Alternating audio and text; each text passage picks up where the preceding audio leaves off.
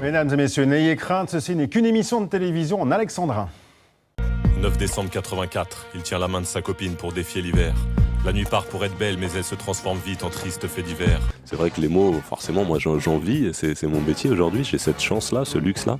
Bon, là, le pouvoir des mots, c'est pas moi qui l'ai inventé, hein, tout le monde le connaît. J'ai mis des mots pour compenser, j'ai pas le destin qu'on pensait, mais en passant sur le passé, on peut le tracer sans effacer. J'ai mis des mots, j'ai pas médit, j'ai mis des dos, j'ai mis des mi, des mots entiers, pas des demi, j'ai mis des mots de Saint-Denis. Le slam à la base, c'est a cappella. C'est un moment de live, il faut qu'il y ait un auditoire, il n'y a pas de slam s'il n'y a pas des gens qui t'écoutent. C'est le partage de la scène avec, normalement tu fais 1-2 textes maximum et puis après c'est aux autres. Et pour trouver l'accord parfait entre quiétude et cafard, il nous restera ça, le corps caché sous les draps, une enceinte au bout des doigts qui fait chanter Barbara. Mesdames et messieurs, Grand Corps Malade. Fabien. Quand certains s'affirment enfin sous le soleil de Cannes, vous dévoilez au monde un film sur une canne. Grand Corps Malade. Si ce nom de scène porte plutôt bien ces mots, c'est aussi parce que vous avez la chance de ne pas faire 1m52. Et forcément, quand on fricote avec les cimes, on tutoie les terrains de basket et vous êtes tombé dans le panier bien avant de tomber amoureux. Mais du pivot de l'équipe à la dictée de pivot, il n'y avait qu'un dramatique accident. Une piscine si peu profonde qu'elle a asséché vos rêves de tir à 3 points alors que vous aviez 20 ans. Vos vertèbres se déplacent et ce sont les vers qui la remplacent. La poésie, le verbe, la verve. Du slam dunk au slam tout court, vous vous y êtes fait en arpentant les scènes de Paris. Le slam, de la poésie déclamée, un art né à Chicago mais que vous popularisez dans la langue de Diderot avec votre premier album Midi 20 en 2006. La France découvre un rap bien éduqué, un rap qui n'a pas forcément besoin d'être postillonné pour être écouté, un rap a cappella validé par Maître Capello à qui vous offrez du rythme et du mélo. La gloire rapide au bout de la langue avec des punchlines qui viennent racler une gorge aussi profonde que votre envie de faire le bien. Parce que vous êtes un grand mais un gentil corps, même face à ceux qui vous accusent parfois de fricoter avec de la variété APP. Reste que vous êtes toujours là, droit comme un héros qui a vaincu son pire ennemi, son corps. Vous venez de sortir votre 5e album dans lequel vous avez invité Renaud, Jeanne Chéral, Aznavour ou encore Richard Boringer à dérouler leurs mots, mais à la condition qu'ils utilisent le titre de l'album, il nous restera ça. Bon, allez, vous nous rejoignez ? Bonsoir. Bonsoir. Bonsoir. Alors, dans ce portrait de Fred, Destin brisé, on en parle, nouvel album, toute cette carrière incroyable derrière vous. Qu'est-ce que vous retenez, vous, de ce portrait ? Moi, je retiens ce parcours atypique. Voilà, la vie est faite de virages. Voilà, j'ai eu les miens. Et puis, voilà, la vie est faite de reconversion. Donc, voilà, j'ai plutôt bien géré cette reconversion. Alors cette reconversion, ça fait un petit moment qu'elle est là, elle est toujours là. Et moi je suis allé un petit peu fouiller dans un premier temps sur les réseaux sociaux et notamment sur Facebook pour voir comment vous gérez votre vie virtuelle. Droit dans le mur. Ce soir, je me prends le mur de Grand Corps Malade. Sur Facebook, vous avez 447 319 fans. Ok, vous êtes une star. Pour vous assurer de ne pas rester dans une salle vide comme celle-là, vous postez invariablement les salles pleines comme ici, ici, ici, ici, ici ou ici.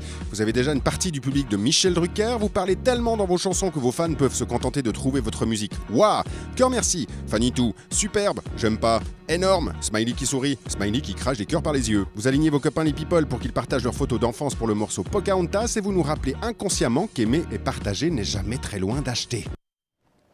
Les réseaux sociaux, vous y êtes vous-même ? Pardon ? Les réseaux sociaux, vous y êtes vous-même ?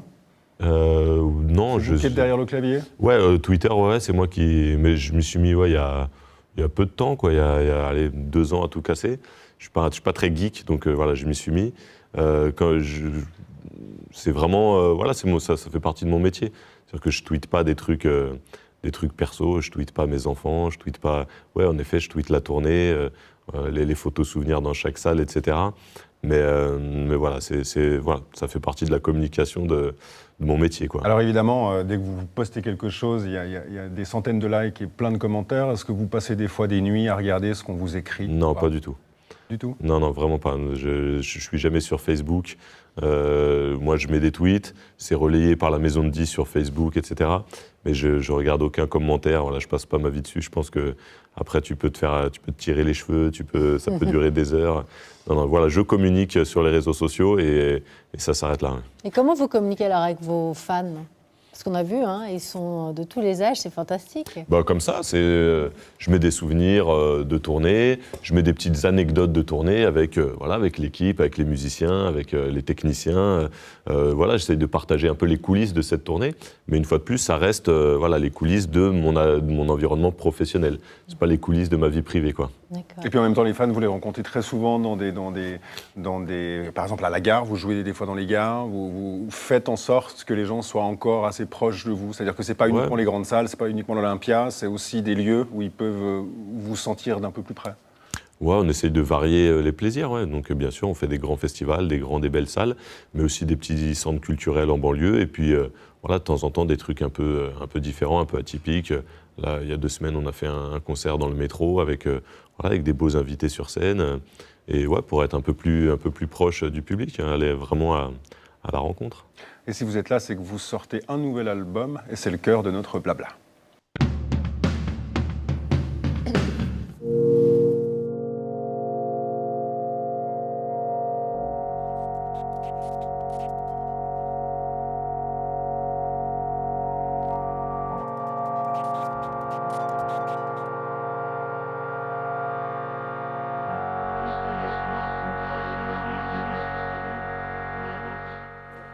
Alors c'est un album un peu particulier, vous n'êtes pas tout seul sur cet album. Rapidement, on a Renaud, Jeanne Chéral, Richard Boringer, Tiefen, Ben Mazoué, Eric Orsena et d'autres. Pourquoi ? J'avais envie de mettre en avant le texte, les textes, comme un album un peu de poésie. Et du coup, j'ai envie de faire un album d'auteur, auteur au pluriel. Souvent, quand se réunissent plusieurs artistes sur un même album, c'est souvent pour faire des reprises ou des duos. Là, j'avais envie que ce soit un album que de création, que de textes inédits, avec une belle brochette d'auteurs très différents. Il y a des générations différentes, il y a des horizons artistiques différents. Ça vient de la littérature, de la chanson, du slam, du rap.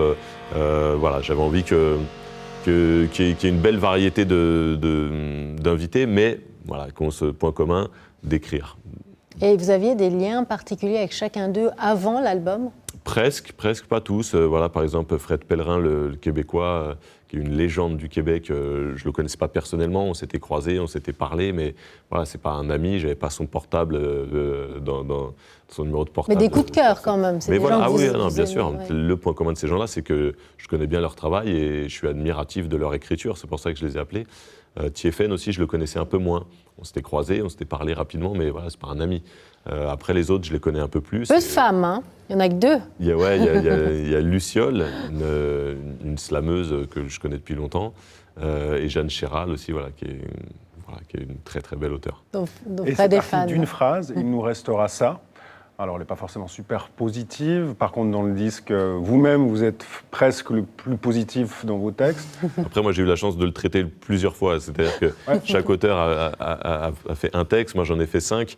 Du coup, ça me permettait, moi, de varier un peu les ambiances et de pouvoir traiter aussi la phrase sous un aspect un petit peu plus positif. Au bout d'un moment, c'est quoi ? Vous avez une phrase et vous vous dites, il me faudra peut-être une dizaine d'auteurs. On fait comment pour faire son choix ? Le choix de ces auteurs, je vous l'ai dit, c'est des textes. Les 2 lignes directrices, c'est je les aime, j'aime leur boulot. Mais vous en aimez plus que ça, je pense. Qu'est-ce qui fait... vous avez ouvert ces propositions à plein de gens et vous avez pris les meilleurs ? Ah non, ça, j'ai appelé ceux-là, j'en ai appelé un autre, Alain Souchon, pour vous dire que tous n'ont pas dit oui. Alain Souchon a refusé très très gentiment. Il m'a dit qu'il démarrait une tournée avec Laurent Voulzy, que là il n'était pas du tout dans un truc d'écriture. Mais sinon, non, j'ai pas fait un casting de 30 en prenant que les meilleurs. Non, c'est les premiers, c'est complètement arbitraire, subjectif, c'est les premiers qui me sont venus à l'esprit. Je vous dis, l'idée c'était aussi de faire des âges différents. Et puis c'est les 10 premiers que j'ai appelés, en leur expliquant le concept de l'album, et ils ont joué le jeu rapidement. Ouais. Ils étaient complètement libres, au-delà de la phrase ? Complètement, ouais. Je leur ai dit la phrase, c'est pas un thème. La phrase, c'est une contrainte. Il faut que cette phrase apparaisse dans le texte. Mais après, vous êtes complètement libre sur le fond comme sur la forme. Mais au final, on peut aimer quelqu'un, lui dire voilà, tu me fais un texte, puis se retrouver avec un texte qu'on n'aime pas, ça arrive. Ça arrive, franchement, c'est pas de la langue de bois, là, c'est pas arrivé. Vraiment, ils ont tous joué le jeu. À la base, j'aime leur écriture, donc ça aide. Mais voilà, ils se sont tous pris la tête, quoi. C'est vrai que je leur disais, voilà, les autres intervenants sur l'album, c'est un tel. Ça met une petite pression quand même quand tu leur dis, voilà, à côté, il y aura Aznavour, il y aura Renaud, il y aura... Donc du coup, tout le monde a, voilà, je pense, a essayé de sortir le meilleur de ce qu'il pouvait faire. Et du coup, moi, je suis très fier de cet album parce que c'est pas que le mien, c'est un album avec plein de gens que j'aime. Et voilà, ils ont tous... Voilà, ils sont tous pris la tête pour sortir vraiment. Il y a une espèce d'émulation entre nous, tu vois, pour que chacun soit à la hauteur des autres, et je pense que ça donne un beau résultat. C'est une manière aussi de faire finalement un lien entre le monde du slam et l'univers d'autres chanteurs qui ne sont pas tous, de loin, pas tous des slammeurs, j'imagine. Ouais, un petit peu, mais c'est même pas forcément ça le but. Le but, c'est de dire qu'on fait tous un peu la même chose. Moi, je suis pas un grand fanat des étiquettes, voilà, slam, rap, spoken word, chant. Moi, je fais de la chanson. À partir du moment où un texte il est en musique et sur un album, c'est de la chanson. Donc, on fait tous la même chose. On écrit des poésies. Après, les poésies, elles sont dites ou interprétées de telle ou telle façon. Et du coup, on met des étiquettes, chansons, rap, slam. Mais avant tout, on écrit tous de la poésie. Le poète des temps modernes. Bah oui, on vit tous au XXIe siècle, donc on est tous des temps modernes. Ouais. Et en fait, la plupart slam aussi. C'est-à-dire qu'il y en a qui chantent d'habitude et ils slam. C'était quoi? C'était aussi quelque chose que vous vouliez? Alors, je leur avais plutôt tendu une perche dans ce sens-là, en disant, voilà, ce serait plutôt un album où on dit les textes. Et je leur ai dit, mais voilà, soyez complètement libres. Si vous avez envie de chanter, de le faire. Si la règle, c'est de dire le texte, voilà, les règles sont là pour être brisées. Donc, et du coup, tout le monde a plutôt joué le jeu du slam. Alors, il y a Renaud qui dit plutôt ses couplets et qui chante le refrain. Il y a Luciole, c'est marrant parce que Luciole, elle vient plutôt du slam et du coup, c'est elle qui chante le plus voilà, sa chanson. Mais sinon, non, il n'y avait pas de règle absolue. Mais voilà, l'idée, c'était de mettre les textes en avant. Et tout le monde a plutôt joué le jeu du parler. Alors évidemment, je pense que vous le saviez avant de sortir le disque. Renaud a pris un peu toute la place dans le début de la promo. On dit même, c'est lui qui le dit, que ça a débloqué quelque chose chez lui. Vous avez réussi à débloquer son écriture, son retour en studio. Comment ça s'est passé, cette rencontre? Qu'est-ce qui fait que vous l'avez pris lui aussi? Alors pourquoi je lui ai proposé à lui? Parce que voilà, c'est peut-être celui dont je suis le plus fan. Voilà, depuis que j'ai 10 ans, je vais le voir en concert, je connais tous ses albums, je connais ses chansons par cœur. Donc je ne pouvais pas imaginer faire un album d'auteur sans lui proposer à lui, même si je savais qu'il n'était pas dans une grosse phase de création. Donc voilà, je lui ai proposé. Au début, il m'a dit pourquoi pas. Donc bon, voilà, j'ai senti qu'il y avait une petite envie. Et puis voilà, il m'a dit viens me voir. Je suis allé chez lui dans le sud de la France. Et voilà, on en a rediscuté. Et puis ça s'est fait finalement naturellement. C'est moi qui ai pris une feuille, un stylo. Il voulait écrire pour son fils Malone. Voilà, c'est moi qui ai écrit les 2 premières phrases, comme pour l'aider un peu à redémarrer. Et après, il a redémarré absolument naturellement, spontanément. Il s'est remis très facilement à écrire. Et voilà, je suis évidemment très fier parce que je suis très fan de lui. Et il m'offre son retour sur mon album. Donc c'est un très beau cadeau. Et puis après, pour lui, je suis content aussi parce que lui aussi était fier de se remettre à écrire.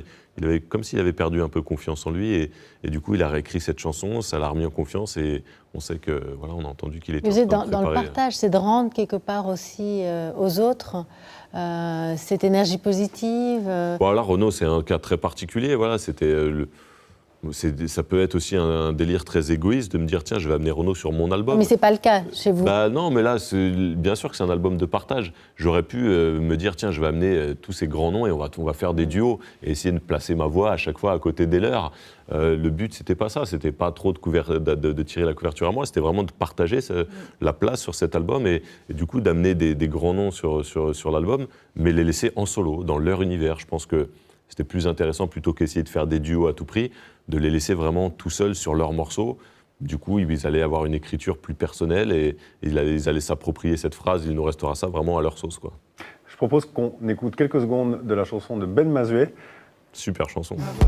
Collé à la peau, chevillé, à nous pourrir la vie, chacun de son côté, à questionner ce choix, celui d'être parti et de s'être quitté. Comme si c'était pas assez dur de se séparer, de changer d'existence, d'accepter de renoncer à l'éternalité de notre co-résidence. Tous les moments, tous les endroits s'offront l'écho de notre histoire aussi, nous rappelleront une anecdote et viendront à l'envie déclencher un auto-tsunami. Il nous restera les dossiers à fermer, le quotidien à clôturer, les peurs qu'il faudra ceinturer, l'appartement, les assurances. Ben Mazué et Fred, ça vous a touché particulièrement? Alors là, oui. Alors moi, c'est quelqu'un que j'aime pas forcément dans son univers à lui. Et là, tout d'un coup, il se dégage quelque chose. Ce qui est bien, c'est que comme s'ils essayaient de coller aussi un tout petit peu à ce que vous êtes, à ce que vous faites. Est-ce que vous l'avez ressenti comme ça aussi? Non, en tout cas pas sur Ben Mazué, parce que Ben Mazué, moi je suis très fan, il a un album magnifique.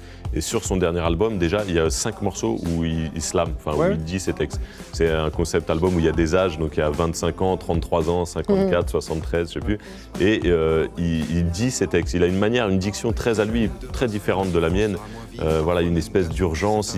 Il y a plein de rimes, mais elles sont emboîtées différemment. Moi, voilà, je suis très fan de son écriture. Et du coup, ce qu'il a fait là pour l'album, c'est assez proche finalement de certains morceaux de son album à lui. Donc, voilà, pour moi, il a pas dû trop se pervertir pour faire ce morceau-là, quoi. Quel est le message que vous avez envie de faire passer avec ce nouvel album? Oh là là, je me méfie beaucoup du mot message. Non, il n'y a pas de message absolu. Il y a une envie, voilà, comme je disais, de mettre les textes en avant. On est dans un univers musical quand on met la radio où voilà, on n'est pas très axé sur les textes. Donc voilà, c'est un album un peu atypique. Voilà. C'est de rappeler, piqûre de rappel, il faut vraiment essayer de comprendre, lire les textes, être attaché aux textes, à ces jeunes après, chacun fait ce qu'il veut, hein, mais moi, j'aime les textes. Quand j'entends, quand j'écoute, je regarde dans ma discothèque, c'est avant tout souvent des chansons à texte, que ce soit du rap français, de la chanson. Voilà, en tout cas, il y a du texte. Moi, c'est ce que j'aime. Donc, voilà, j'ai fait un album que moi j'aurais eu envie de trouver dans les bacs, tu vois. Mais après, voilà, si tous. Chacun a ses goûts, il y en a qui préfèrent des petites mélodies sympas. Il y a des échos chez les jeunes qui vous écrivent en disant voilà, qu'est-ce que tu penses de ça, j'ai écrit ci, j'ai écrit ça. Alors on ne peut pas dire les jeunes, ça ne veut rien dire. Non, mais les plus jeunes que nous. Non, mais même les plus jeunes. Les très jeunes. Non, mais je parle pas on ne peut pas dire les vieux, les jeunes, il n'y a pas un jeune qui ressemble à un autre. Donc souvent on me dit alors ils pensent quoi les jeunes? Mais ça ne veut rien dire. Les jeunes, ça ne veut rien dire. Donc ouais, c'est vrai. Il y a des jeunes qui adorent les textes, il y a des jeunes qui s'en foutent complètement, il y a des jeunes qui adorent ce que je fais, il y en a qui détestent. Il n'y a pas les jeunes, quoi. Il n'y en a pas deux qui se ressemblent. Mais alors, quelques jeunes sur quelques qui vous jeunes, écrivent. Ouais, bien sûr. Sur quelques jeunes, bien sûr qu'il y en a qui sont encore très attirés par le texte. Voilà, les ateliers slam, il y en a beaucoup. Moi, j'en anime un peu dans les centres sociaux, dans les écoles, etc. Il y a beaucoup de jeunes qui écrivent, bien sûr. Ouais. Alors en fait, le slam, vous nous l'avez fait connaître en France et en Suisse, en francophonie en tout cas, grâce à votre premier album. Et on avait l'impression aussi qu'on allait peut-être avoir toute une nouvelle vague de slammeurs qui vous suivraient à ce niveau-là. Finalement, vous êtes encore le seul grand public. Est-ce que c'est quelque chose que vous avez essayé de drainer Ouais, un petit peu. Moi, à la sortie de mon premier album, voilà, où j'ai bénéficié d'une bonne médiatisation, le premier album a très bien marché. Du coup, les maisons de disques se sont un peu intéressées au slam. Donc voilà, dans la foulée, il y a 3-4 slammeurs qui ont signé sur des majors, sur des grosses maisons de disques. Et voilà, moi je les connaissais tous, on se connaissait, un petit milieu le slam, donc j'étais très content. Je les ai amenés avec moi sur les premières grosses scènes que j'ai faites. J'étais en duo pratiquement avec chacun sur chacun de leurs albums, en espérant que ça donne un coup de main parce que moi j'étais médiatisé. Bien, ça a plus ou moins marché. Il y en a qui ont vendu des albums, qui ont fait des tournées. Après, voilà, le slam, c'est particulier, c'est pas un format radio. Moi, même si je suis là depuis une dizaine d'années, que les tournées marchent bien, etc., je passe très peu à la radio. Donc du coup, pour des jeunes qui se lancent ou pour des artistes en développement, quand tu n'es pas du tout soutenu par les radios et que tu n'as pas accès tout de suite aux grands médias, c'est compliqué. Donc ouais, moi je regrette parce que je connais bien plein de slammeurs et de slameuses qui ont énormément de talent. Donc ouais, j'aimerais ne pas être tout seul catégorisé slameur, même si on parlait des étiquettes tout à l'heure et qu'on s'en fout un peu. Mais voilà, j'aimerais qu'il y ait d'autres gens de ce mouvement-là qui soient plus grand public, c'est sûr. Dernière question, je coupe la parole. Êtes-vous conscient que votre musique aide beaucoup de gens qui se retrouvent dans des situations peut-être un peu difficiles? Vous êtes conscient que ça les touche? Je l'ai vécu, je sais que quelqu'un qui m'est très proche écoutait beaucoup votre musique à un moment où c'était un moment difficile. Ouais, je reçois beaucoup de témoignages, donc comme moi je suis passé par des moments un peu compliqués forcément, et que j'ai écrit là-dessus aussi. Peut-être que voilà, ça peut toucher ou faire du bien à certaines personnes. Et c'est vrai que j'ai reçu depuis 10 ans beaucoup de très beaux témoignages, de choses assez fortes où oui, je me rends compte que les textes, mais ça vient aussi du texte. Hein. Quand on parlait tout à l'heure de la force des mots, c'est pas nouveau, c'est pas un hasard. Les textes peuvent faire du bien quand on parle d'un sujet précis, quoi. Du coup, est-ce que vous ressentez cette pression peut-être ? Je me protège un peu, ouais. J'essaye de... Parce que j'ai reçu des témoignages assez forts, assez bouleversants, et du coup, si tu te les prends vraiment en pleine gueule, ça peut presque faire un peu peur ou mettre un poids sur tes épaules. Donc bon, je me protège un peu, je prends ça et je prends cette reconnaissance-là. Mais bon, voilà, j'essaie de faire en sorte que ça me paralyse pas au moment où j'écris un nouveau texte, voilà, d'essayer de continuer à faire mon petit bonhomme de chemin à moi quand je suis devant ma feuille, tranquillement. Rapidement encore, qu'est-ce qui restera de Grand Corps Malade, à votre avis ? Je sais plein de choses, j'espère. J'en suis pas au bilan. C'est terrible, ça, comme question. Le titre de l'album est une sorte de bilan quand même aussi. Complètement, mais je suis d'accord avec vous, c'est un bilan, mais provisoire. Enfin, oui, c'est l'approche de la quarantaine, bilan, mi-parcours. On peut l'apprendre, c'est pour ça que je l'ai bien aimé, cette phrase, c'est qu'on peut l'apprendre de plein de manières. Et oui, ça sonne comme un bilan, mais provisoire. Ça peut être un premier bilan, et pour justement voir ce qui nous reste. Et tout ce qui nous reste à faire du coup derrière. Alors, vous êtes l'exemple. Quand vous êtes sur scène, vous ne travestissez pas, vous n'avez pas de rôle, c'est vraiment vous-même, mais dans la pop culture, il y en a qui se travestissent. Se travestissent. Travestissent, pop-up.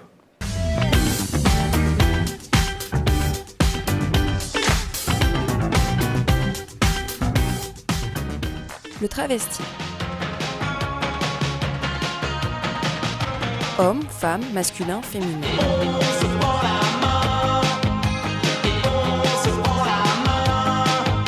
Ou comment démembrer le genre et dégenrer le membre.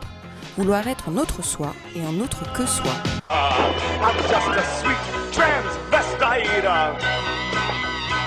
from transsexual Transylvania. On veut travestir un corps, on veut travestir un sentiment pour les fondre dans le décor. Sur scène ou sûr de soi, on file un rôle qui demande des couches d'étoffe pour étouffer l'ego. Perruque et grimage, toujours à un cheveu du trop sage.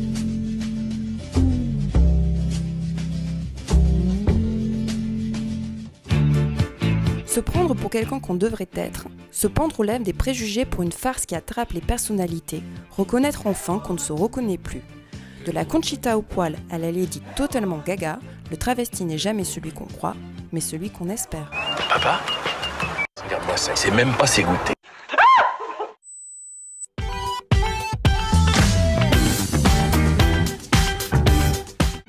But you don't understand, Osgood. I'm a man. Well, nobody's perfect. Et c'est pas parce qu'on a passé 20 minutes à parler de musique et de culture qu'on va faire l'impasse sur notre rubrique culture. Tiens, depuis 2 mois, il y a une nouvelle salle de concert rock à Genève, le Bouffon de la Taverne. Et si on allait s'y coller les pieds ?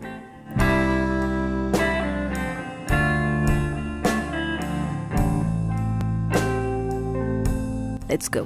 Ambiance rock'n'roll, faut que ça sente la bière. Ça sent d'ailleurs la bière. Mais tant mieux.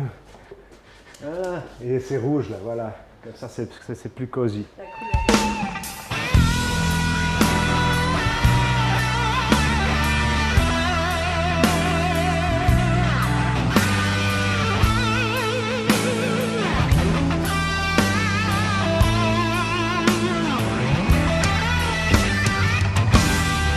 À l'âge où certains commencent à songer à leur retraite en feuilletant des catalogues de croisière, 2 hurluberlus genevois ont décidé de miser toutes leurs billes et d'investir toute leur énergie dans une nouvelle salle de concert dédiée au rock, le Bouffon de la Taverne. Rencontre avec 2 quinquagénaires sur les starting blocks.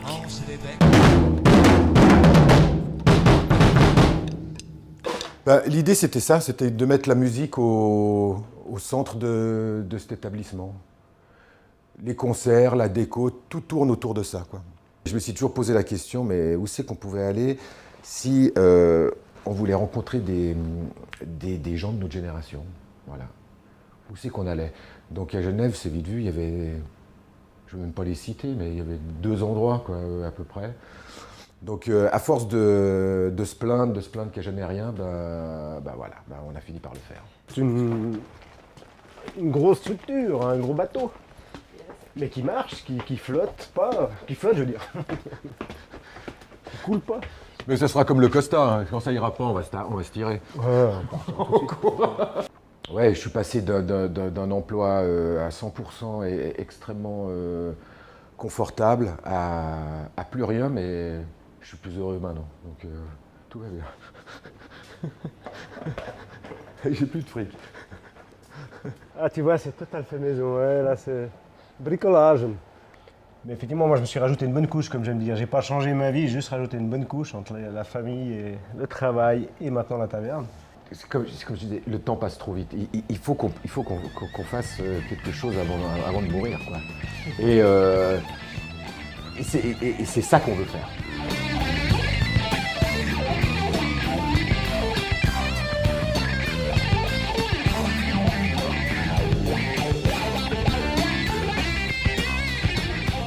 Non, paradoxalement, c'est les mêmes gens qui nous disent qu'on était complètement cinglés, qui nous disaient, vous avez 10 fois raison.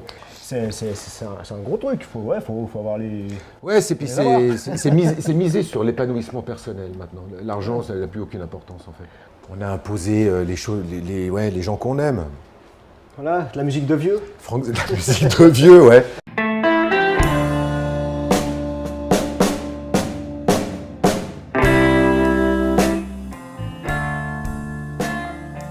Bon alors, Grand Corps Malade, vous êtes en pleine tournée. Il y a encore beaucoup de dates. C'est la fin, il en reste quelques-unes, mais c'est la fin de 2 ans de tournée. Ouais. 2 ans de tournée, vous êtes content d'arriver au bout? Ou un peu nostalgique? Ouais, déjà un peu nostalgique, ouais. Si on fait des bilans, il nous restera quoi? Non, c'est vrai qu'on fait des tournées très longues, qui ne sont pas forcément très denses, mais il y a plein de pauses, mais en tout cas elles sont longues parce qu'on aime ça, quoi. On aime être sur la route, c'est là où on fait notre métier, c'est là où tout ce qu'on fait, ça prend du sens. Donc non, j'ai pas hâte d'en finir. Et après un down, une fois que la dernière date... Non, parce qu'on enchaîne tout de suite. Voilà, c'est pour ça qu'elle dure longtemps, mais au bout de 2 ans, on a déjà d'autres projets qui ont démarré à côté. Et du coup, non, on ne se laisse pas trop aller. Voilà, on enchaîne.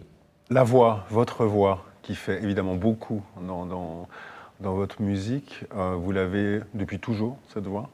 Depuis toujours, non. Je pense à 6 ans, elle était un peu moins grave. mais assez rapidement, ouais. Mais en fait, je m'en suis pas vraiment... Mais c'est vrai, en plus, je me suis pas vraiment rendu compte. Mais elle se travaille après, quand on se rend compte que c'est un peu Non. Moi, j'ai cette chance de faire du slam, qui est un truc un peu spontané, un peu naturel, au niveau de l'interprétation, je parle. Donc non, j'ai jamais travaillé la voix, ni le souffle, ni... Voilà, parce qu'une voix comme ça, pour appeler les impôts quand on a un problème, je trouve que ça en impose. Du coup, je suis pas sûr. Bien vous servir aussi avec les... Je suis pas sûr. Bon, alors, qu'est-ce que vous nous réservez? Une petite surprise, allez. Un scoop, s'il vous plaît. Je sais pas, après la tournée, qu'est-ce qui va se passer? Ah bah oui, on enchaîne sur un autre projet. Ouais. J'ai écrit un livre il y a 3 ans qui s'appelle Patient, sur mon année de rééducation, alors qui n'est pas du tout que sur moi, c'est vraiment sur l'univers d'un centre. Et du coup, je suis en train de l'adapter au cinéma. J'ai écrit le scénario. Et on est en plein prépa du film, en plein casting. Et je vais le co-réaliser avec Mehdi Idir, Minos, qui a réalisé tous mes clips, qui est un vrai réalisateur, lui. C'est pas mon cas. Mais voilà, moi j'ai ma vision du truc, donc on va travailler ensemble. Donc ouais, nouveau projet, un peu. On va vous retrouver dedans ou pas? Non. J'ai écrit le scénario, on va le co-réaliser, mais voilà, je vais laisser des vrais acteurs quand même dedans. Magnifique, on se réjouit. Moi aussi, on va voir ce que ça donne. En tout cas, c'est assez excitant de travailler. Et de réaliser comme ça? Ouais. Ouais, bah, j'ai écrit le truc, j'ai vécu quand même l'histoire, donc j'ai ma vision du truc. La direction d'acteur aussi, c'est un truc que je trouve assez intéressant. Et puis après, voilà, je vous dis, je ne serai pas tout seul, il y aura aussi un vrai réalisateur avec moi pour compléter le boulot, quoi. Bon, un beau challenge pour les 40 ans. Ouais. On peut dire ça. Encore Malade, merci beaucoup d'avoir rejoint sur ce plateau. On vous souhaite une très bonne suite. Et puis, vous avez cette caméra là-bas. Bonjour. Là.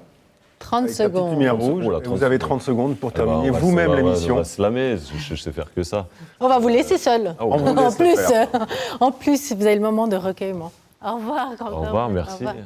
Alors, ça va être une dédicace à nos familles. Je vais faire un bout de texte, la fin de Pocahontas, qui est sur la famille. Il nous restera ça, je l'espère, ce sentiment essentiel de les avoir bien préparés à cet immense bordel. Il nous restera ça, j'en suis sûr, cette indicible joie de les voir courageux, bien épanouis dans leur choix. Il nous restera une maison avec 1 ou 2 chambres en trop, retrouvant le statut de jeune couple en perdant suite parents pro. Il nous restera à regarder devant en appréciant ce qu'il y a derrière, prendre plein de photos demain pour compléter celle d'hier.